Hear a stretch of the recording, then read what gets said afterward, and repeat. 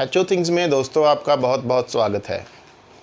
आज हम बात करने जा रहे हैं एक ऐसे कॉनमैन की, एक ऐसे ठग की जिसने एक्सटॉर्शन की, ठगी की सारी सीमाएं लांघ दी। उसका नाम है सुकेश चंद्रशेखर। जी हाँ, वही सुकेश चंद्रशेखर जिसकी वजह से अभिनेत्री जैकलिन फर्नांडिस को भी कोर्ट के चक्कर काटने पड़े। सुकेश का जन्म दोस्तों बेंगलोर में हुआ और बड़ी छोटी उम्र से ही उसको लग्ज़री लाइफ जीने की इच्छा थी और इसलिए 17 साल की उम्र से ही उसने ये ठगी का कारोबार शुरू कर दिया। लोगों को बेवकूफ़ बनाना, एक्सटॉर्शन करना, उनसे पैसे ऐंठना और ये छोटी छोटी ठगियां करते करते, धोखाधड़ियां करते करते ये बड़े लेवल पे पहुंच गया मेट्रो सिटीज़ में। चेन्नई के एक टेक्सटाइल ग्रुप से इसने 20 लाख की ठगी की, इस बात पे कि वो अभिनेत्री कैटरीना कैफ को उनके प्रमोशनल शूट में लेके आएगा, लेकिन वो नहीं लाया।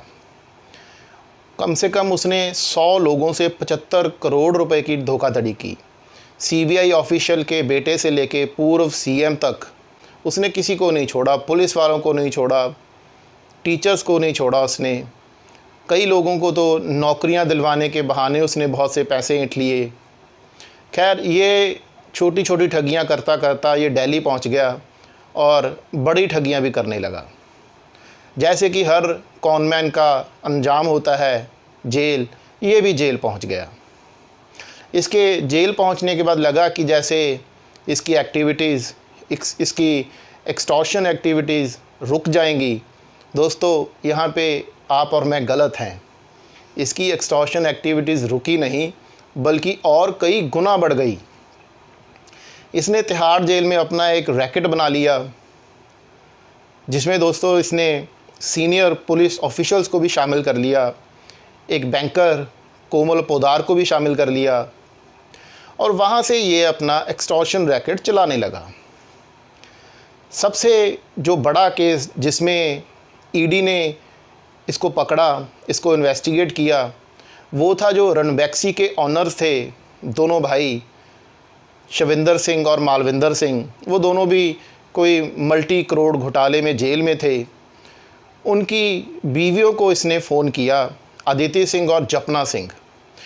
और यहाँ पे कमाल की बात यह है कि इसने फ़ोन किया उनको कि मैं यूनियन मिनिस्टर के ऑफ़िस से, पीएमओ के ऑफ़िस से बात कर रहा हूँ और मैं आपके हस्बैंड्स को जेल से निकालने में आपकी मदद कर सकता हूँ। ये वहाँ जब जेल से फ़ोन करता था तो ये एक स्पेशल किस्म का वॉइस मॉड्यूलेशन सॉफ्टवेयर यूज़ करता था। स्पूकिंग नाम का कोई सॉफ्टवेयर है, वो भी यूज़ करता था, ताकि किसी को इसकी असल आइडेंटिटी का पता ना चल सके। और उनके हस्बैंड तो पहले से ही जेल में थे और वो केस को बड़ी मीडिया हाइक भी मिली थी। तो भाई साहब उन्होंने 215 करोड़ रुपए दे दिए इसको। उनके लिए कोई ख़ास मायने भी नहीं रखते 215 करोड़।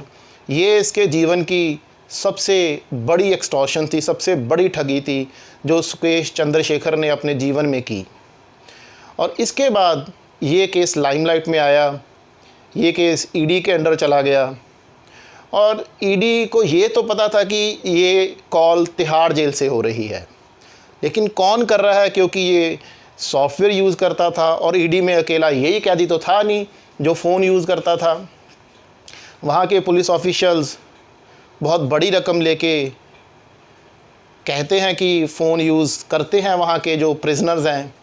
इसका एग्ज़ाम्पल अभी सिद्धू मूसेवाले का जो कातिल है, जो सो कॉल्ड कातिल है, लॉरेंस बिश्नोई, वो भी अपना रैकेट तिहाड़ जेल से चलाने के लिए बहुत मशहूर है। खैर, 1 साल बाद जब ईडी को पता चला इन्वेस्टिगेट करके कि ये जो फ़ोन हैं, ये जो कॉल्स हैं, जो गवर्नमेंट ऑफिशियल बन के किए जाते हैं अमीर लोगों को, ये सुकेश चंद्रशेखर करता है। और इसमें एक बात और थी दोस्तों, सुकेश चंद्रशेखर उन लोगों को कॉल करता था जो बहुत अमीर थे और जिनका कोई ना कोई बंदा जेल में था, फैमिली मेम्बर जेल में था और जिन पे कोई ना कोई केस चल रहा होता था, तो वो लोग ईज़िली पैसे दे भी देते थे। और सुकेश को बॉलीवुड अभिनेत्रियों की बड़ी फैंटेसी थी, बहुत सी अभिनेत्रियों को इसने बहुत से गिफ्ट भी दिए और हर किसी अभिनेत्री को गिफ्ट देते वक्त ये अपनी आइडेंटिटी चेंज करता था। और यहीं पे जैकलिन फर्नांडिस की एंट्री होती है।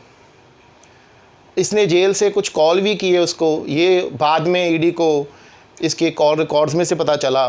सबसे पहला समन ईडी ने 21 अगस्त को जैकलिन को भेजा और जैकलिन ने अपना बयान रिकॉर्ड करवाया कि वो सुकेश को नहीं जानती।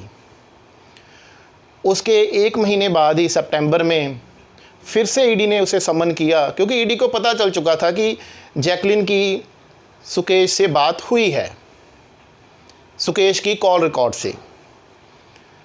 और जैकलिन ने दूसरी बार भी उसे डिनाई कर दिया और यहाँ पे शायद जैकलिन फर्नांडिस ने गलती की।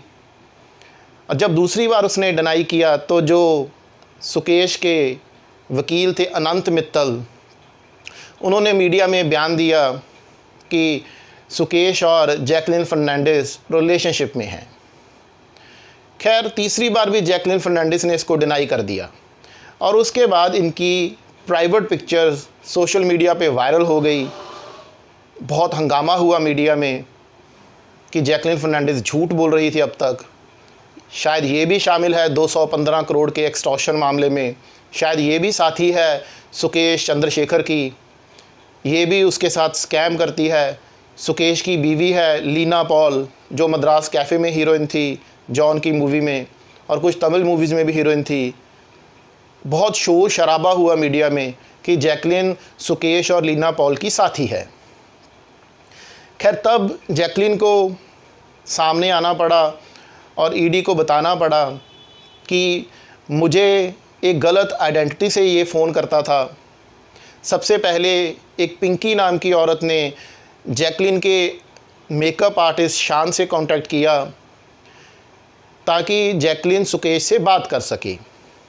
खैर सबसे पहले जैकलिन ने मना कर दिया किसी स्ट्रेंजर से बात करने के लिए, और फिर जब इसने बहुत महंगे गिफ्ट दिए तब इसने सुकेश से बात कर ली। तो सुकेश ने उस टाइम अपना नाम शेखर बताया। इसने बताया कि वो सन टीवी का ऑनर है और जयललिता की फैमिली से उसका बैकग्राउंड है, पॉलिटिकल फैमिली से बैकग्राउंड है। और जैकलिन को भी लगा कि बहुत बड़ा बंदा है ये। जैकलिन को शायद उस टाइम नहीं पता था, ऐसा जैकलिन बोलती है कि ये कॉनमैन है या ठग है या सुकेश है, उसको नहीं पता था, ऐसा अभिनेत्री का कहना है।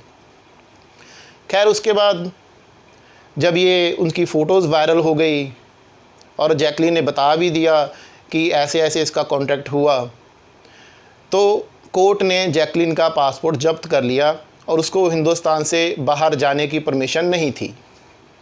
खैर ईडी अपना इन्वेस्टिगेशन करती रही। सुकेश के बंगले पे रेड हुई, चेन्नई में सी फेसिंग बंगला, और बहुत ही लग्जरी गाड़ियां जब्त की गई। ये भी बाहर आया कि सुकेश ने जैकलिन को 7 करोड़ के आसपास की ज्वेलरी गिफ्ट की, इस प्यूला नाम का एक बहुत ही महंगा घोड़ा गिफ्ट किया और भी बहुत सारे लग्जरी गिफ्ट किए उसने, लेकिन एक अलग नाम से।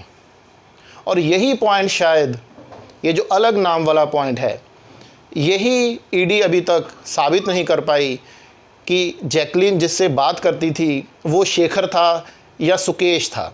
क्या जैकलिन को पता था कि सुकेश या शेखर एक कॉनमैन है, एक ठग है? इसी बिना पे जैकलिन को रिसेंटली बेल भी मिली और उनको बाहर जाने की परमिशन भी मिली। खैर अभी ये केस चल रहा है, कोर्ट में पेंडिंग है केस, और जैकलिन को आगे फ्यूचर में भी कोर्ट में जाना ही पड़ेगा। लेकिन ये एक ऐसे मूवी प्लॉट की तरह लगता है, एक ऐसा ठग जिसने अभिनेत्रियों को भी नहीं छोड़ा, पॉलिटिशियंस को भी नहीं छोड़ा, अपने रास्ते में आने वाले किसी इंसान को नहीं छोड़ा उसने, सिर्फ अपनी लैविश लाइफ जीने की इच्छा पूरी करने के लिए। आमिर खान की ठग्स ऑफ हिंदुस्तान तो नहीं चल पाई, लेकिन सुकेश चंद्रशेखर की ठग्स ऑफ हिंदुस्तान खूब चली दोस्तों। खैर उम्मीद करता हूँ आपको जैकलिन और सुकेश की ये कहानी अच्छी लगी होगी, और अगर अच्छी लगे तो सब्सक्राइब और लाइक ज़रूर कीजिए। Thank you very much.